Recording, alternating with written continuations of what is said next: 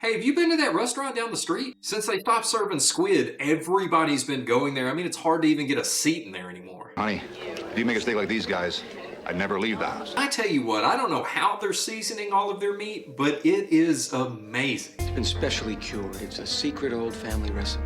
And I'm thinking I'm gonna have to ask them for the recipe because it seems like everything else I ate just isn't the same. I've developed this taste. And that's because what they're serving in this restaurant is definitely not the same as what you would find anywhere else. I call this adventure in fine dying what's cooking. Because whenever it comes to Tales from the Crypt, it's gonna have to be something horrifying. Then fire it up.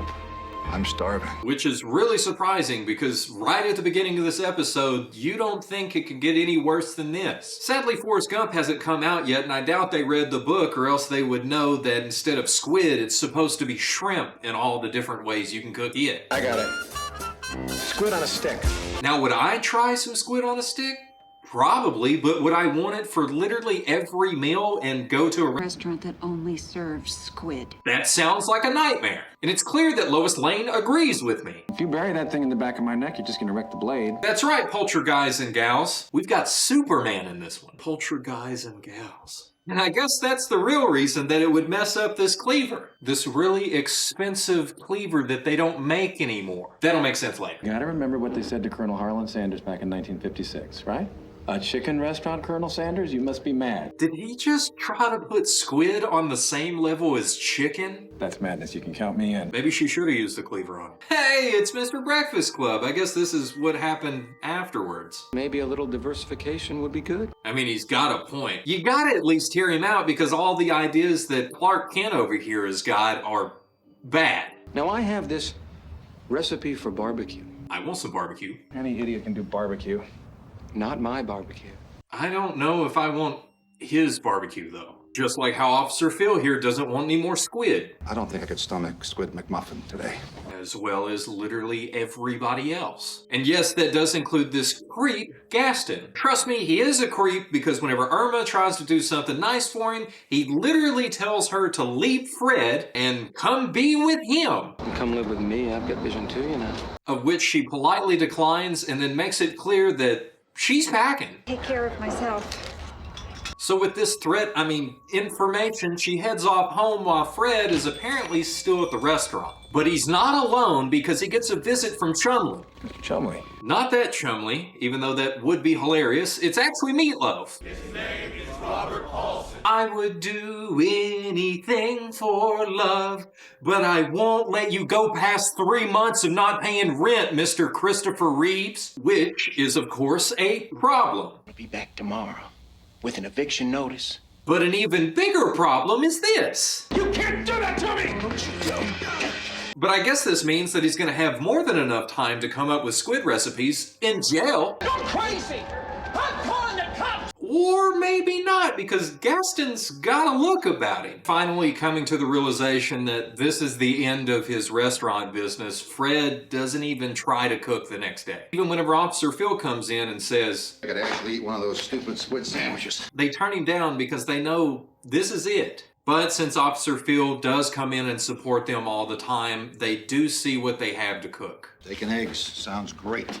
And it seems like Gaston has actually pulled through for them. Spoke with this supplier that I know, and he gave me a really good deal. And it appears that Gaston's secret old family recipe is not only a hit with Officer Phil, but literally people walking down the street love the smell. Whatever you've got cooking on that grill smells incredible. Throw it on for me, would you? And that's gotta be a good sign. But Fred also sees a bad sign. Gaston, can I have a word with you, please? That's Mr. Chumley's handkerchief. Especially whenever Officer Phil brings up that their landlord Chumley didn't make it home last night, was attacked before he got to his car. Is he dead? Don't know. There was no body. But they don't have time to think about that because they got more customers coming in. Telling you, this steak place has gotta be good. And don't worry, they've got a lot more steaks in the freezer. Can you hold this door open for me? Yeah, sure. So it does seem like Fred has super senses. But let me ask you, what do you do whenever you've been trying your hardest for months on end to run a successful restaurant and literally nothing has been working, and then one day you show up, somebody is literally giving you meat that doesn't cost you anything, and you start cooking it, and people are walking in off the street to where you are filling seats fast? Do you freak out and shut down the whole thing right then, or do you use this success to get your way out of a hole? I mean, yeah, if you want to try to get out of the hole this way, then it literally involves you making a hole in somebody. But I mean, out of all the somebodies to choose, you gotta admit, Meatloaf's probably the best choice. And as a wise man once said, It's a dog-eat-dog world out there, and we're all just different flavors of Alpo. and everybody loves this brand of Alpo. I don't know. Because now you gotta start asking, what's really in that? And even after having their absolute best day that they've ever had, Fred doesn't want Irma finding out what's actually in that. No, I'll do it. Because as far as that goes, there's not much left. So now Fred is really gonna have to figure out what he wants to do. One thing's for sure, he's not left with many options, because it was his landlord, of which he owed money to, and also attacked the night that he was murdered. And to make things worse, there was witnesses. And I wasn't even the one that cooked them. Your wife did that. But I mean, Gaston did get him out of a pickle, and now his business is going great. You're gonna keep your mouth shut, aren't you, partner? So I mean, a partnership really can't be that bad. And you wanna know what else isn't that bad? I know. Not bad.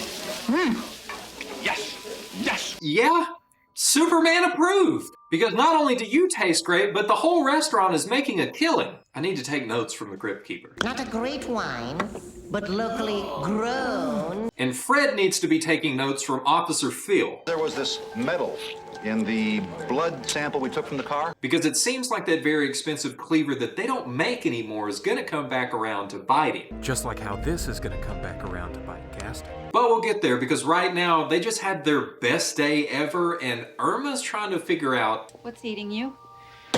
Say that. You hear me? Don't say that. and somehow Irma still doesn't know what's going on, because Fred doesn't tell her anything about it, but he talks to Gaston, and of course Gaston's suggestion is, Maybe we ought to think about putting Phil on the menu. problem is Gaston seems to like holding all of the power, and whenever Fred doesn't go along with his plan, he goes straight to Irma. It's Fred. He's been killing people. And tells her everything and how it was all Fred's idea and that tonight he's had enough and he's fixing to end it all with her pew-pew. It's gonna be okay. And he runs back to the restaurant to go and save Fred. Which of course means to savor Fred and serve him tomorrow. But Fred ain't here to play and even gets the upper hand until Gaston gives him a low. Just before Fred eats a bullet, Irma comes back into the restaurant, where she just picks up a cleaver and decides that bringing a knife to a gunfight is a good idea. She picked up a cleaver and he fired! And it is a good idea whenever you realize that Fred and Irma have known the plan that Gaston has been cooking up this entire time.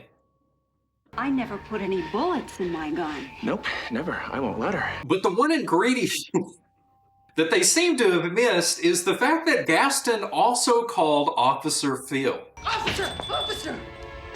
Officer!